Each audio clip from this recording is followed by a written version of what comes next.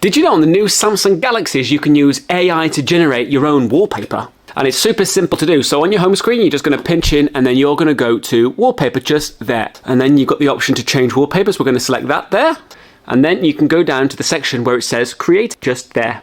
And here you're presented with some different themes. So you've got imaginary, you've got night, you've got painting. Let's go into night, shall we? Let's have a look in there. And here we go. You've got the option for an abstract grey distant mountain with ice. So you can change the colour. So let's go away from grey and we'll change it to, what's that there? Red.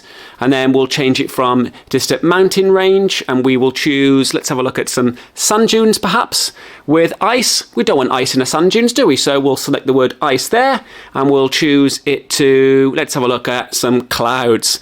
And then when you're ready, you're just going to click on generate. Let it do its thing. It doesn't take long at all and I'll keep speaking until it's done. There you go. That's how quick it is. And there we go. It's give you some AI generated images given your prompt.